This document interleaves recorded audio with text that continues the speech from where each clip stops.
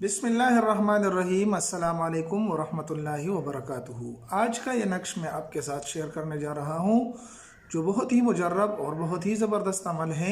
लेकिन नक्श बताने से पहले एक ही दरख्वास्त कर दूँ कि ये नक्श है किस चीज़ के लिए। ये नक्श इसके लिए है, उसके लिए, उस शख्स के लिए है जिसको अपना दुश्मन परेशान करता है और हर वक्त उससे परेशान रहता है। तो ये नक्श आप बनाएं और दुश्मन से छुटकारा हासिल करें। लेकिन आपसे एक ही दरख्वास्त है कि जो शख्स माफ़ करता है वो अल्लाह के यहाँ बहुत बड़े मर्तबे वाला होता है। तो अगर आप माफ़ कर दें तो अल्लाह तबारक व तआला आपको उसका बदला देगा। लेकिन बाज़ दुश्मन ऐसे होते हैं कि आपको इस हद तक तंग कर देते हैं कि वो माफ़ करने के काबिल नहीं होते। तो मैं आपसे दरख्वास्त करता हूँ कि बहुत ही मजबूरी की हालत में आप इस नक्श को बनाएं। अगर ये नक्श आपको पसंद आए तो ज़रूर हमारे इस चैनल को सब्सक्राइब कर लें, साथ में लाइक भी कर दें और अपने दोस्तों के साथ भी इसको शेयर करें। आते हैं अपने नक्श की तरफ कि आपने नक्श किस तरह से लिखना है। तो सबसे पहले आपने लिख लेना है 786।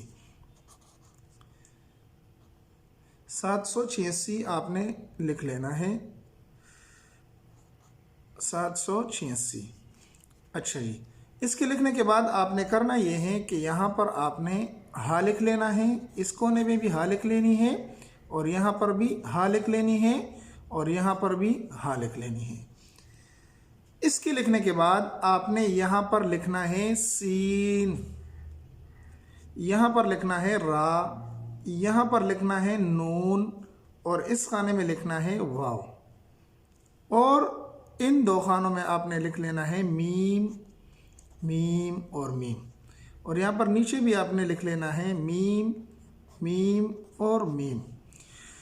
अब यहाँ पर जो शख्स आपको तंग करे, जिससे आप इंतहाई हद दर्जे तक परेशान हैं, तो उसका नाम लिखना है इस जगह में। यहाँ पर उस शख्स का नाम लिख लें, फ़लाँ बिन फ़लाँ। जो शख्स भी हैं उसका नाम और उसके वालदा का नाम, ये दोनों आप यहाँ पर लिख लें। ये नक्श आपका मुकम्मल हुआ। ये नक्श बहुत ही ताकतवर अमल है, बहुत ही तेज़ अमल करेगा।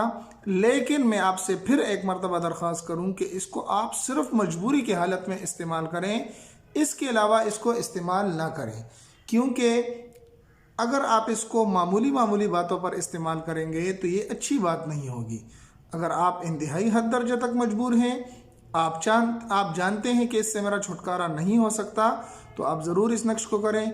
इंशाअल्लाहुल अज़ीज़ आपको बहुत फ़ायदा होगा और आपकी दुश्मन से जान छूट जाएगी। अब नक्श को लिखने के बाद आपने करना क्या है, इसको आप अच्छी तरह से बंद करके एक ऐसे दरख्त के जड़ के नीचे, यानी ऐसे दरख्त के नीचे आप इसको दफन कर दें जिसके अंदर कांटे हों, यानी कांटेदार दरख्त के नीचे आप इसको दफन कर दें। इंशाअल्लाह चंद दिनों में आप देखेंगे कि आपका दुश्मन परेशान और मारा मारा फिरेगा और आपसे माफ़ी मांग लेगा। तो अगर वो आपसे माफ़ी मांग ले तो आप इस नक्श को उठाकर जला दें, पानी में फेंक दें और इसको ज़ाया कर दें। उम्मीद है आज की वीडियो आपको पसंद आई होगी। अगर पसंद आई तो हमारे चैनल को ज़रूर सब्सक्राइब करें, साथ लाइक कर दें और अपने दोस्तों के साथ भी इसको शरीक करें।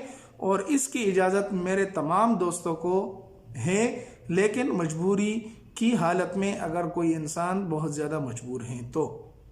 मिलते हैं एक नई वीडियो में, तब तक अस्सलाम वालेकुम वरहमतुल्लाहि वबरकातुहू।